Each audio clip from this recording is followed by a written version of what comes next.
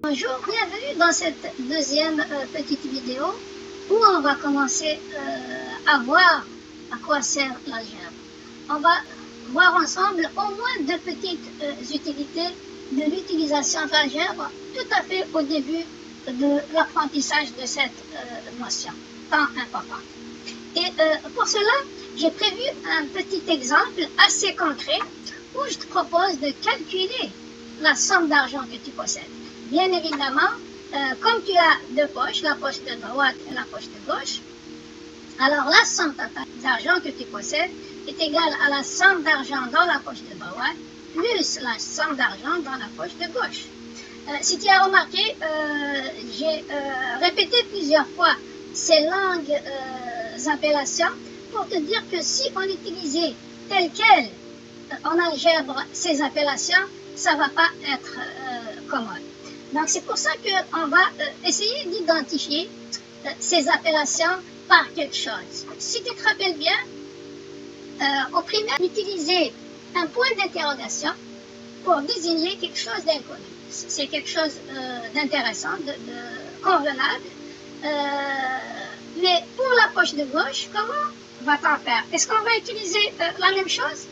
Dans ce cas-là, si on utilise point d'interrogation dans les deux cas, poche de gauche et poche de droite, alors il va y avoir confusion.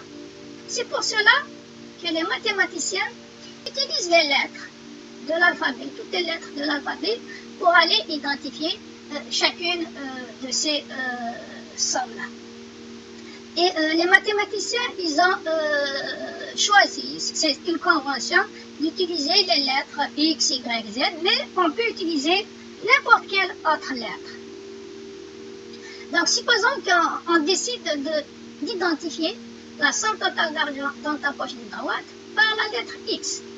Alors maintenant, si on décide aussi d'identifier par X le contenu de la poche de gauche, cela signifie que dans les deux poches, il y a la même somme. Et c'est là la chose que les élèves doivent connaître. Si on identifie par la même variable, c'est que les contenus sont les mêmes. Maintenant, on aurait pu mettre Y et Y dans les deux cas. Z, Z. A, A. B, B. Et c'est la même chose. Qu'on mette X, X ou Y, Y, le problème va être le même. Donc, on va remettre notre X. Donc, comme j'avais dit, dans ce cas-là, on assume que dans les deux poches, on a la même somme d'argent. Il faut que ça soit dit dans le contexte. Mais comme ce n'est pas dit dans le contexte, donc, on peut mettre un Y ici. Dans ce cas-là, si on met Y, ça veut dire qu'on ne sait pas si dans les deux poches, on a la même somme d'argent. Mais il se peut que ça soit la même chose. Il se peut que ce soit que X soit égal à Y. Et cela, on ne peut pas le savoir maintenant. On va le savoir quand on va résoudre le problème. Donc, on va remettre le premier cas où dans les deux poches, on a la même somme d'argent. Et maintenant, qu'est-ce qu'on a fait?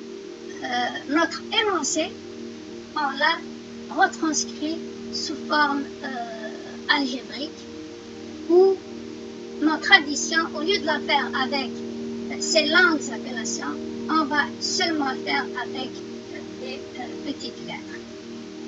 Et donc la somme d'argent qu'on possède, ça va être quoi? Dites-moi. C'est X plus, ça va être comme ça. On va l'écrire comme ça, c'est mieux. Donc X plus X, qui est l'expression qui me donne la somme d'argent qu'il possède. Donc c'est l'expression algébrique. Sachez que au même titre qu'une expression algébrique, on avait travaillé sur les expressions numériques. Si ici, par exemple, on sait que tu as 5 $ et ici 5 $, alors la somme totale, c'est 5 plus 5. Et ce 5 plus 5, c'est une expression numérique, au même titre qu'une expression algébrique. Maintenant, on continue notre raisonnement. Alors, X plus X égale quoi? C'est là que beaucoup d'élèves se trompent Et comment ils se trompent? Ils se disent que x plus x égale x au carré. Normalement, x plus x, c'est 2x. Et maintenant, ce que je vais vous demander, c'est pourquoi x plus x égale 2x et pas x au carré. C'est une petite question que je vais vous laisser réfléchir pour ça.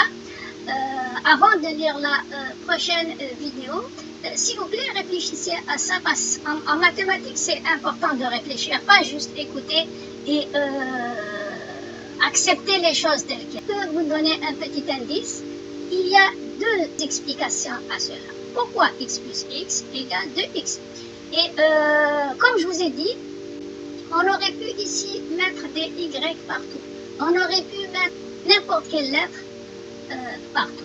Et le problème, ça va être le même. Donc, je vous laisse et merci de réfléchir à cela avant de lire la prochaine vidéo, c'est-à-dire avant de voir la petite solution. Merci, à la prochaine.